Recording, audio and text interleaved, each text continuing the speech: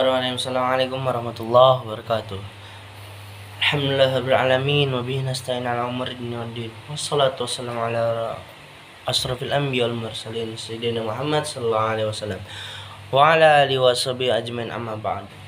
Perkenalkan, saya Muhammad Fadlan Amir dari BSA semester 2B dengan NIM 2213649.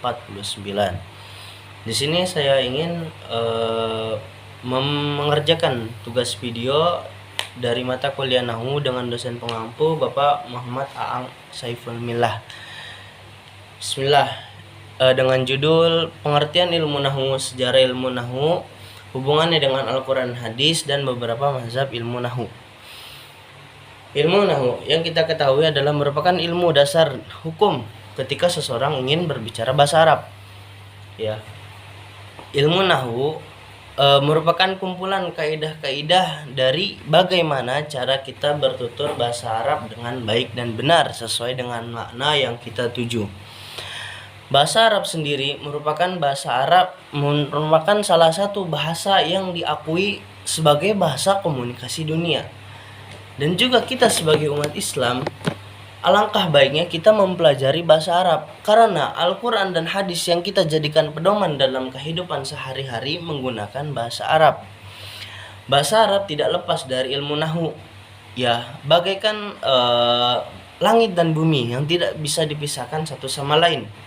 Begitu juga dengan bahasa Arab dan ilmu Nahwu.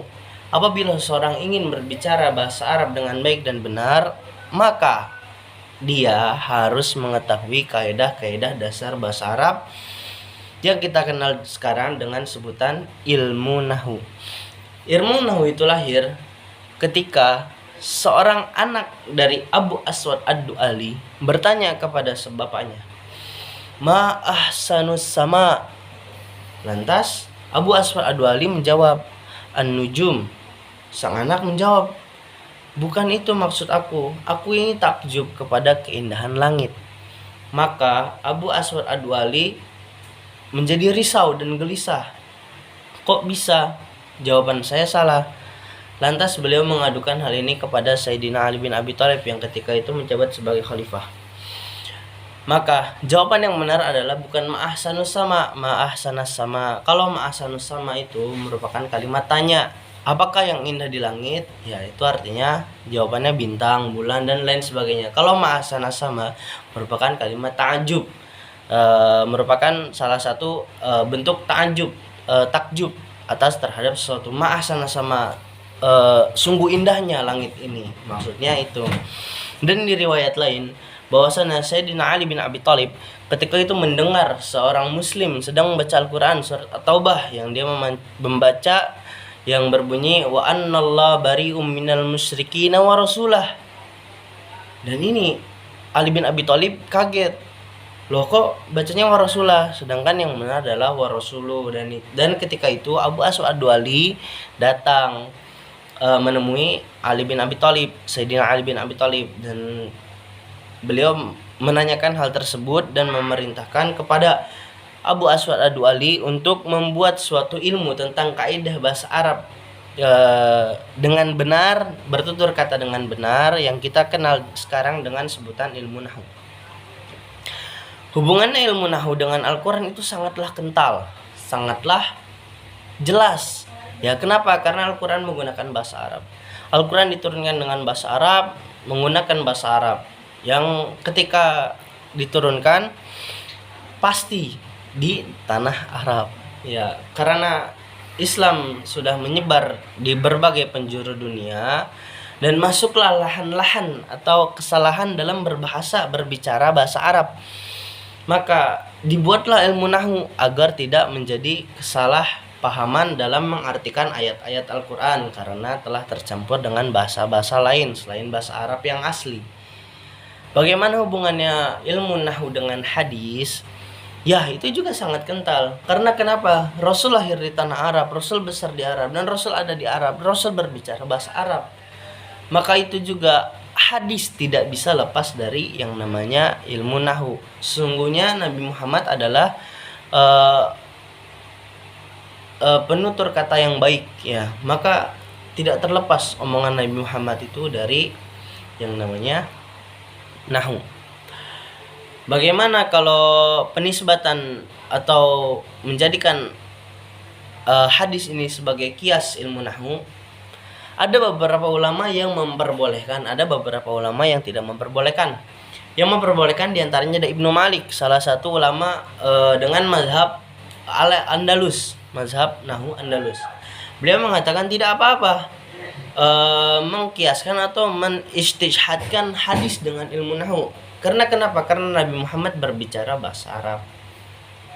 Jadi hubungannya nahwu dengan Al-Quran dan hadis itu sangat kental, karena keduanya merupakan hukum dasar dari perbuatan seorang muslim. Ya, kita sebagai orang muslim patutlah kita memperdalam Al-Quran dan hadis. Bagaimana cara kita mengetahui makna-makna yang mutasyabihat atau yang jarang kita dengar atau yang ada berbeda pengucapan dan harokatnya, yaitu dengan mempelajari ilmu nahwu. Ilmu nahwu ini sangat penting dipelajari khususnya untuk para orang yang ingin memperdalam ilmu Al-Quran dan hadis tanpa terkecuali, ya. Maka dari itu ilmu nahwu sangatlah penting dipelajari untuk orang yang ingin bisa berbicara bahasa Arab, yang ingin bisa mendalami ilmu Al-Quran dan juga ilmu hadis. Terkait dengan mazhab-mazhab ilmu nahwu, ada beberapa mazhab. Di antaranya ada mazhab Basrah, ada mazhab Kufah, mazhab Andalus, Baghdad, dan mazhab Mesir. Mazhab Andalus, mazhab Basrah adalah mazhab yang paling tertua dalam kaidah ilmu nahwu. Karena kenapa? Mazhab Basrah lokasinya yang strategis, yang berjarak 545 km dari Baghdad. Karena disitulah mulai munculnya ilmu nahwu, mulai keluarnya intelektual seorang sastrawan dari daerah Baghdad. Di antaranya adalah Khalil Ahmad, ada juga Abu Aswad Ad-Duali dan Imam Sibawayh yang kita sangat kenal beliau sebagai nahwin atau seorang yang pakar dalam ilmu nahwu.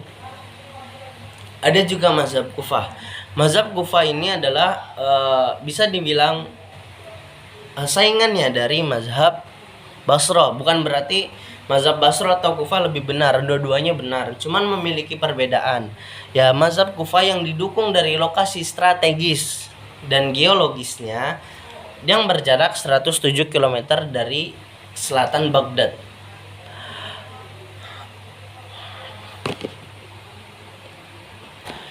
Mazhab Basrah dan mazhab Kufah memiliki perbedaan yang sangat signifikan.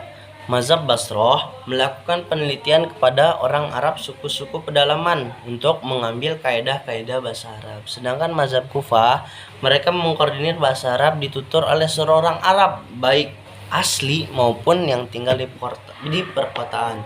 Jadi itulah contoh dari beberapa perbedaan antara mazhab Basrah dan Kufah. Sedangkan mazhab Basrah mengambil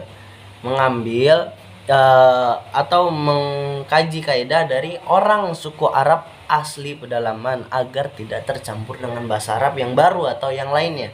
Sedangkan mazhab Kufah mengambil keseluruhan dari orang yang berbicara bahasa Arab, baik yang dia tinggal di daerah pegunungan maupun yang dia tinggal perkotaan.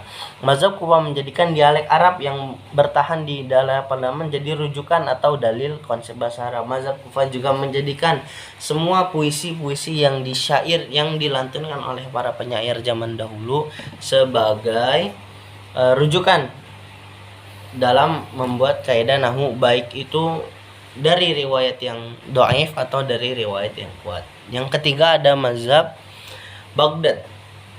Mazhab Baghdad ini terjadi karena beberapa orang intelektual atau seorang alim dari suku Basrah, dari daerah Basrah atau mazhab Basrah keluar karena tidak ingin tersaingi oleh mazhab Kufah sebagai landasan ilmu nahwu, sehingga beberapa intelektual dari Basrah keluar dan menetap di daerah yang namanya Baghdad. Baghdad sendiri lokasinya sangat strategis di antar Sungai Efrat dan Sungai Dajlah. Dan mazhab Baghdad ini lahir akhir abad ketiga dan abad keempat Hijriah, awal dan akhir dari abad ketiga dan awal abad keempat Hijriah. Pendirinya adalah Abu Mansur Al-Mansur Billah bin Ja'far Abdullah Al-Mansur Billah Abu Ja'far Abdullah bin Muhammad, atau yang kita kenal dengan Ja'far Al-Mansur. Ya, berdiri pada tahun 125 Hijriah dan mulai ditempati pada tahun 129 Hijriah. 4, ada mazhab Andalusia. Sebagaimana yang kita ketahui bahwasannya Spanyol itu pernah tunduk di tangan umat Islam.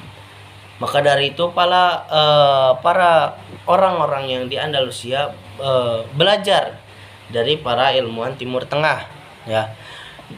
Ketika mazhab ini itu berdiri, ketika itu terjadi pada zaman Daulah Umayyah yang didirikan oleh Abdurrahman Ad-Dakhil 138 Hijriah.